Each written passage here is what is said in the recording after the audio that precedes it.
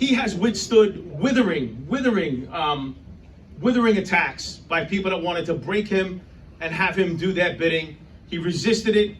He's always been there as a friend for us, always, even before he had the lofty title of running the finance committee. But that does make him a super important guy, and he's here today. So I want to introduce Justin. Come up to the microphone.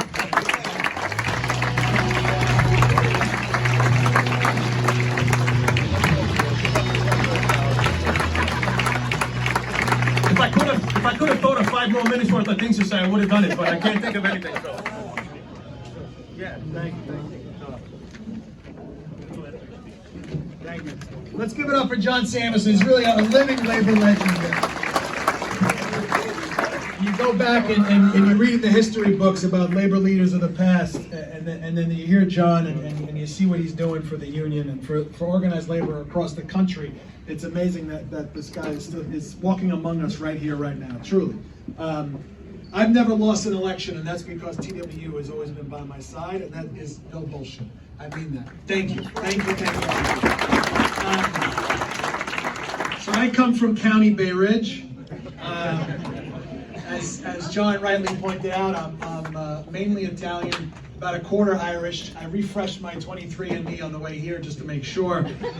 But I am 100% organized labor, and that's what it's all about. And I like to say that labor unions, for most of us, are really an effective antidote to the greed of the ultra-wealthy and truly an indispensable pathway to the middle class. For anyone trying to steal or exploit hardworking families, labor unions are a real pain in the ass, and that's the point. No one proves this better than the 2 men that we're gathered here to honor today. It's long before organized labor became celebrated in mainstream politics. TWU founder Mike Quill and his Irish Transit Union forebearer James Connolly both devoted themselves to the betterment of workers and their families' lives. When their actions drew fierce backlash from those in power, Quill and Connolly bravely faced them down and said, "Show me your worst." In New York City in 2022, our local government rightly recognizes the importance of our unions.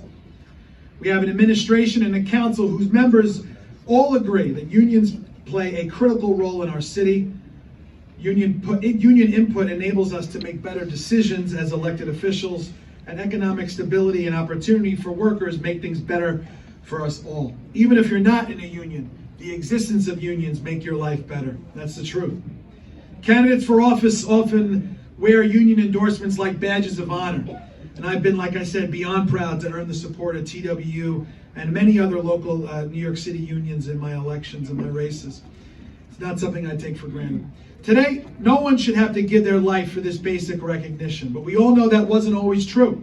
In 1916, James Connolly was executed for his and his union's opposition to British rule in Ireland. 50 years later, in 1966, Mike Quill would pass away just a few days after the end of the 12-day transit strike, an initial heart attack suffered during a retaliatory arrest that landed him behind bars. We've come a long way since then. We've done so by building on the foundation of Connolly, Quill, and all those like them across trades, nations, and time who gave up everything for their cause. Quill's example, following in the great Irish tradition of solidarity with all people facing oppression, reminds us that we are strongest when we all fight together, like John said. From the outset of Quill's leadership in the 1930s, TWU stood apart from other New York City unions by pledging to support workers regardless of race, creed, color, or nationality. It seems obvious to us today, but TWU stood alone in those times. Quill spoke out against anti-Semitism, even when it came from fellow Irish American immigrants. He counted among his influences Abe Lincoln, Gandhi, and Martin Luther King. When Quill died, Martin Luther King remarked that Mike Quill was a fighter for decent things all his life: Irish independence, labor organizations, and racial equality. Martin Luther King said, "Mike Quill spent his life ripping the chains of bondage off his fellow man. And this is a man that the ages will remember." And certainly here we are today, over 100 years later, remembering Mike Quill. So we owe it to the memory of those who led this fight before us to keep building strong on their work. As a former union shop steward myself, I know how necessary this is. And we've all had a front row seat over the last several years to the challenges of the present day, which are different, but still just as impactful and urgent. To that extent, we finally started our comeback from the worst days of the global pandemic, and we owe it all to New York City's essential workers who never went away. This is especially true of my brothers and sisters in TWU in this room who kept our city moving even through the earliest months of COVID on our shores before vaccines or even basic knowledge about the threat that we faced and what we could do to keep each other safe.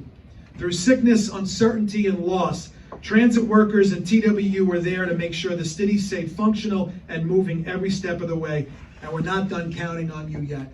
Thank you all so much. God bless you.